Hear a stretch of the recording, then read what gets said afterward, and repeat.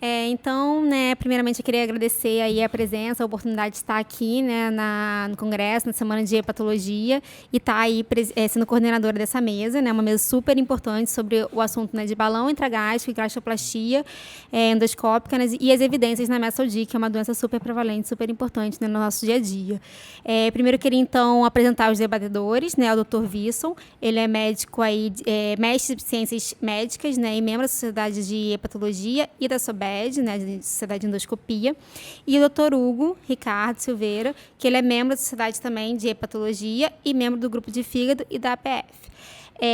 Então, né, queria agradecer a oportunidade, né, e já, então, introduzir, né, esse assunto, que é o MESOD, que é um assunto extremamente prevalente, né, 30% da população, né, está evoluindo aí com essa questão da esteatose hepática, né, e na população de obesos isso aumenta para 80%, né, então, e a gente, quanto clínicos, né, nós não temos tanto essa visão do métodos endoscópicos como um arsenal muito importante, né, nessa população aí dos pacientes que ficam ali entre a tratamento medicamentoso e a cirurgia bariátrica, né? Então, frente a isso, queria começar primeiro com o Dr. Wilson, né, o que o senhor acha e quais são as orientações aí com relação aos tipos de balões que a gente tem aí disponíveis no mercado e a sua experiência com relação a isso, né? E as indicações também, então, para esses balões. Antes de mais nada, eu gostaria de agradecer o convite por estar conversando aqui sobre um tema extremamente importante, que é a obesidade e o tratamento endoscópico, que é a endoscopia bariátrica. Sim.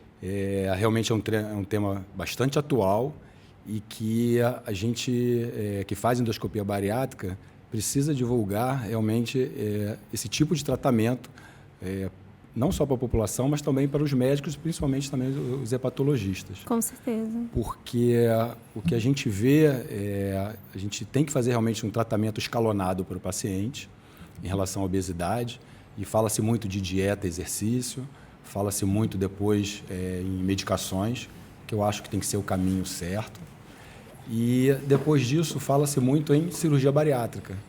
Mas a gente sabe que entre as medicações e a cirurgia bariátrica, a gente vai ter uma gama de pacientes que vão ficar sem uma opção de tratamento. Sim, né? tem um gap muito grande aí, tem né? uma lacuna aí muito grande. Sim. Tá? Seja os pacientes que não querem fazer a medicação, seja os pacientes que fazem a medicação, mas têm efeito colateral com a medicação, são alguns respondedores da medicação, não respondedores da medicação, e são pacientes também que não querem fazer a cirurgia bariátrica, que inicialmente têm medo da cirurgia, não querem entrar no centro cirúrgico, acham isso uma loucura. E a gente tem que oferecer alguma coisa para esses pacientes. Ou então ainda não tem a indicação ali que o convênio poderia cobrir, Também, né, e tudo mais. exato. Então, aqueles pacientes ali que a gente tem, né, a possibilidade, né, do balão endoscópico, né, de oferecer oportunidades ali para o paciente ser tratado essa questão da obesidade, né, ter uma perda mais significativa e até um estímulo maior para continuar o tratamento. Exatamente, né? Isso. E aí entra o balão e entra a gastroplastia endoscópica.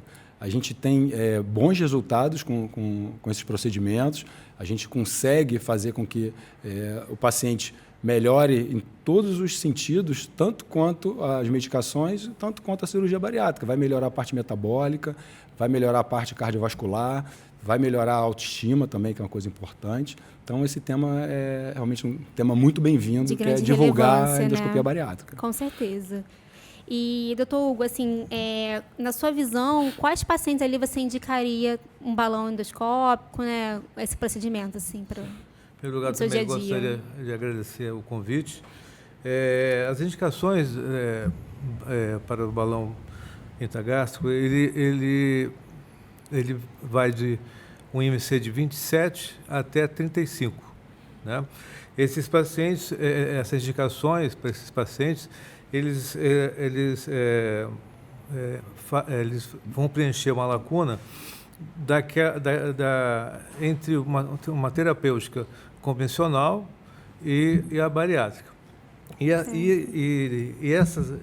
Esses procedimentos, eles vão dar ao paciente uma chance, antes de fazer uma cirurgia bariátrica, para ele ter uma perda de peso satisfatória, para que possa ser importante para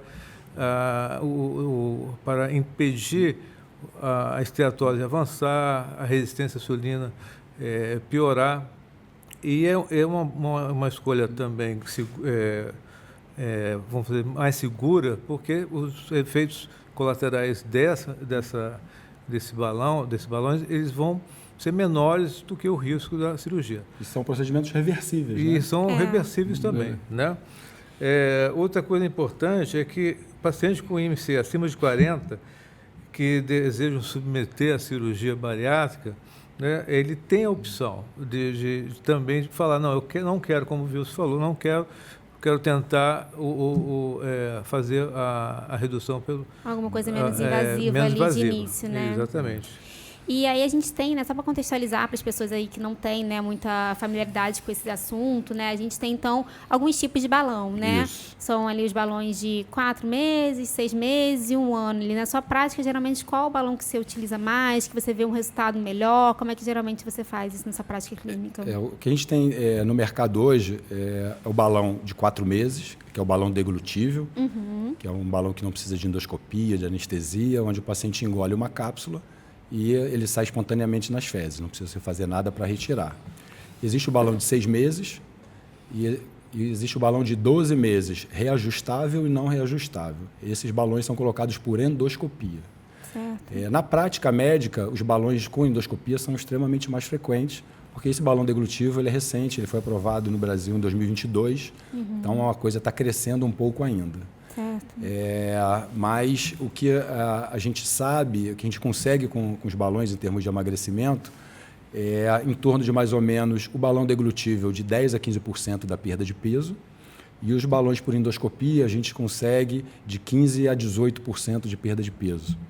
Que se a gente for ver no meio dos hepatologistas, do MESALD, que é o que a gente está discutindo agora, é uma perda de peso extremamente satisfatória, porque a gente está discutindo melhora metabólica e melhora inflamatória com 7% de perda de peso, é o que a gente está falando. E esses balões conseguem facilmente o dobro disso. Resultado, né? E a melhora realmente é significativa. E assim, uma questão que preocupa um pouco mais, né, na indicação do balão seria a questão do reganho de peso, Isso. né? Na sua prática assim, clínica, né, como é que geralmente você vê isso, ou então tenta ter ali um cuidado maior para isso não acontecer nos seus pacientes? Na verdade, o reganho de peso é o problema básico de grande parte do tratamento da obesidade. Seja com medicação, seja com dieta, até com a cirurgia bariátrica. Mas o reganho de peso do balão, ele é alto. A gente diria que tem alguns estudos mostrando que só 20% dos pacientes mantém o peso com 5 anos. Ou seja, é um reganho de peso bastante alto. Aproveitando... E o que a gente faz que é importante a gente fazer é qualquer tratamento para emagrecimento ter uma equipe multidisciplinar. Isso é fundamental. A gente não está dando nada milagroso, a gente não está dando uma medicação milagrosa, nem uma cirurgia milagrosa. A gente está dando um método de ajuda para que, com a equipe multidisciplinar, a gente consiga mudar a vida do paciente.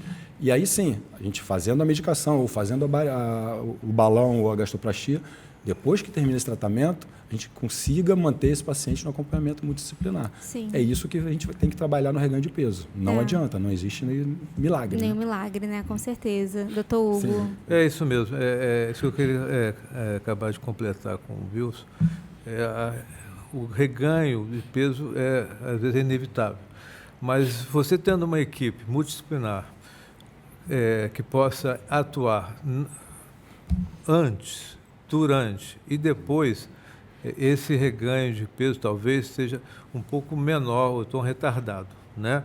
E outra, a manutenção do peso do paciente é fundamental para ele, para ele não dê sequência à doença dele básica, né? Sim. Então, para mim, é importantíssimo não só colocar o melhor balão, né, o que seja, mas ter uma equipe que está ali do lado do profissional que está lidando, juntamente com o paciente e estimulando ele, né? Como é o caso, né, que o senhor faz na sua prática clínica, né? De Exatamente sempre ter isso. ali uma equipe multidisciplinar dando esse Nutricionista, respaldo, né? Exatamente Que isso. ao você propor o tratamento de balão para o paciente, você já propõe logo todo esse background, né, por trás ali. Exatamente isso. Para realmente não ter esse lado ruim do reganho, né, da frustração do paciente também, né, que é super importante.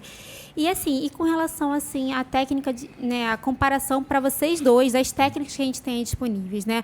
Eu achei super importante essa sua colocação de ser realmente uma coisa, né, de progressiva, né, de você ir aos pouquinhos ir galgando ali o que o paciente responde ou não responde, né, começar realmente com a questão medicamentosa e aí nesse gap ali que a gente às vezes não pensa nos procedimentos endoscópicos, né, passar a refletir um pouco sobre essa possibilidade, ter uma equipe ali de confiança, né, que tem essa visão multidisciplinar e aí talvez depois ter uma possibilidade de cirurgia. O que você vê ali na sua prática clínica? Como é que você vê esses resultados, né, das porcentagens de perda e tudo mais assim, no seu dia a dia?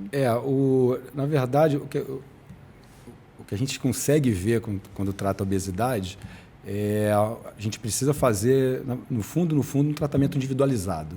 Uhum. É isso que a gente tem que conversar com o paciente, o que ele quer, o que ele se adapta, aonde a gente acha que ele vai mudar. Não adianta nada a gente querer oferecer uma medicação para o paciente e ele não quer tomar injeção.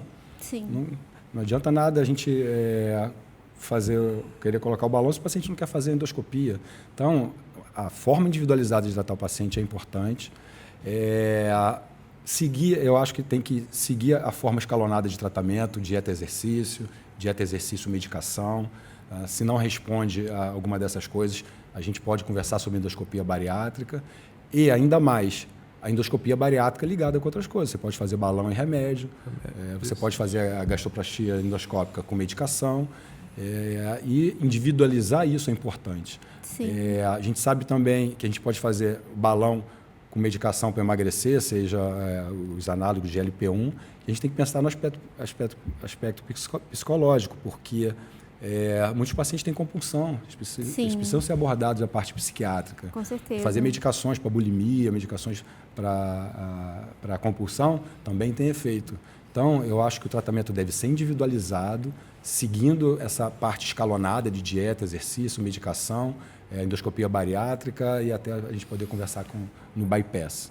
Certo. Eu concordo plenamente com o Wilson. E só lembrando que, apesar do objetivo ter essa perda e esse benefício para o paciente, mas em torno de 20% a 40%, se você me corrige, às vezes o paciente não vai a contento, ou seja, não consegue colocar. Na literatura fala em torno de 20% a 40%, porque às vezes há uns efeitos colaterais, há dificuldade. Eu queria saber também de você se você tem esse percentual, qual é esse percentual de rejeito do balão no tratamento instituído por você?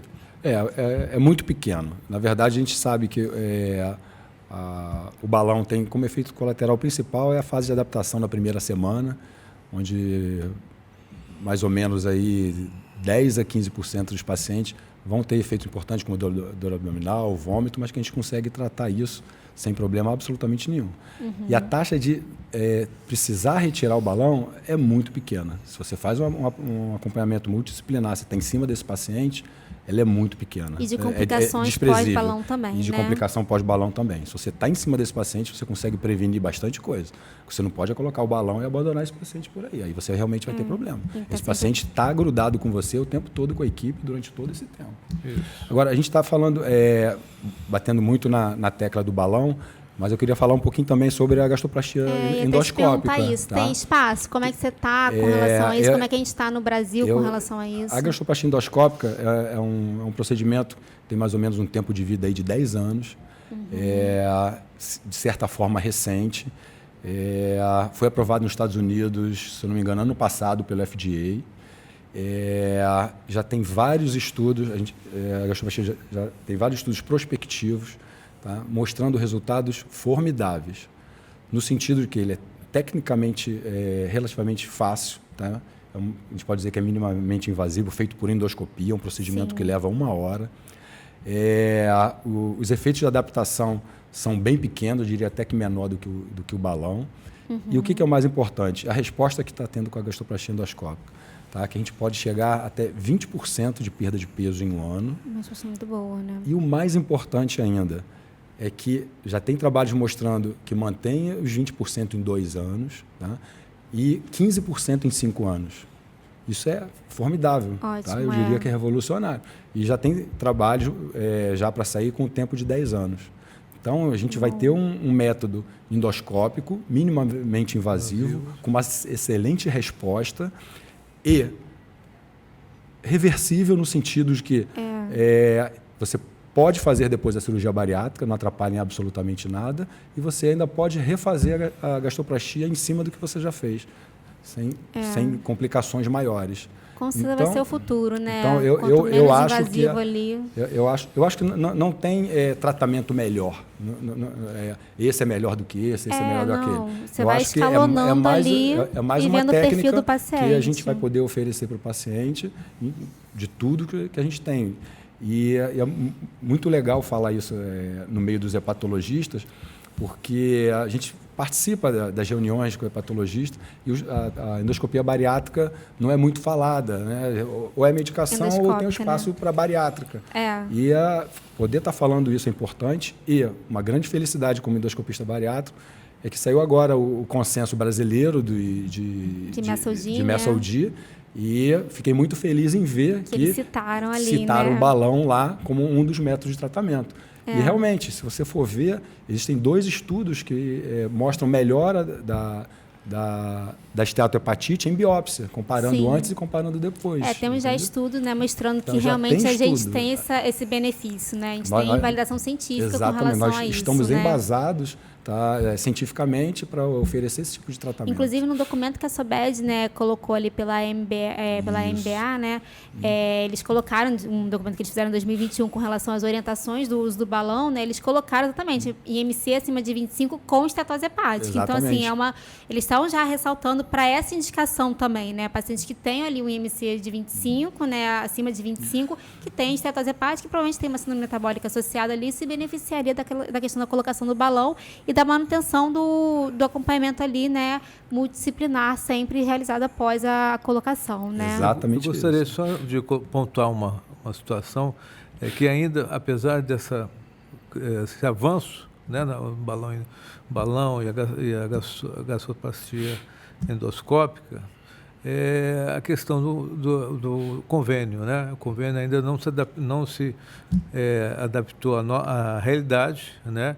E a dificuldade que nós temos de abranger mais a população que necessita desse escalonamento de tratamento. Eu acho que vai ter que ser agora uma luta com relação realmente à questão de mostrar para os convênios a importância, né, desses procedimentos e os benefícios que eles vão trazer para os pacientes. A questão nem é o convênio, a ANS, né, para autorizar... A gente até aqui, algumas palestras sobre obesidade a gente teve aqui, e a gente vê que o acesso desses tratamentos, não só da cirurgia bariátrica, até das medicações, para a quantidade de paciente que a gente tem de obeso, irrisório, né? A gente não está conseguindo. A gente está desenvolvendo medicações potentíssimas, a gente está desenvolvendo métodos endoscópicos potentes, a gente sabe que a cirurgia bariátrica é maravilhosa, mas a gente não está conseguindo chegar com nada disso na grande maioria dos pacientes obesos. Então, essa é uma segunda batalha que a gente tem que realmente fazer. E é um contrassenso, né? A gente tem que, às vezes, os pacientes ter que engordar para conseguir operar pelo convênio, né? Então, assim, é uma coisa que foge totalmente contra a ideia realmente de você mudar a mentalidade do paciente, fazer uma educação para a saúde dele mesmo, né? Então, realmente, acho que essa luta aí né, mostrar a importância realmente da cobertura, né, dos convênios, de tornar uma coisa mais acessível e até realmente no SUS também, né? E nas residências, né, capacitando as pessoas, disponibilizando os balões, mas acho que é um caminho que a gente vai ter que batalhar muito ainda para conseguir, mas acho que vai ser o caminho aí, né, para frente, né? Tem uma frase da doutora Sharaia, que é uma doutora que trabalha com endoscopia bariátrica em Nova York, e ela fala uma coisa importante. A obesidade precisa de tratamento, e nós temos que oferecer um tratamento, seja ele qual for. O paciente obeso, ele não pode ficar sem tratamento. Sim. Então, independente do que a gente for oferecer, alguma coisa tem que ser oferecida. A gente não pode olhar para esse paciente no consultório e não fazer nada. E a gente está sempre estando de frente com isso, né? Realmente é uma coisa que nos incomoda como médicos, né? Sim, com certeza. Porque... E assim, o nosso dia a dia é isso, né? A gente atende muito paciente sobrepeso, obeso, a gente tem que realmente ter esse olhar diferenciado para isso, né? Eu acho que a gente vai chegando aí no final, então, da nossa sessão, né, do nosso podcast. Agradeço muito a participação, né, a oportunidade. Acho super importante esse tema. Tem vários documentos aí que quem quiser, né, entrar em contato com a gente pode entrar em contato, que a gente manda, né, os artigos que a gente usou aí para embasar a nossa discussão. E é um tema super relevante e importante a gente estar sempre ali atualizando, né? Vocês querem falar mais alguma coisa para finalizar? Foi um prazer estar aqui com vocês e um prazer maior é colocar a endoscopia bariátrica como discussão junto com os hepatologistas. Isso foi realmente está sendo uma realização e quanto mais junto a gente estiver, a endoscopia bariátrica, as medicações e a cirurgia bariátrica, a gente vai oferecer o melhor para nossos pacientes. Com certeza. Obrigado. Acabou, gente.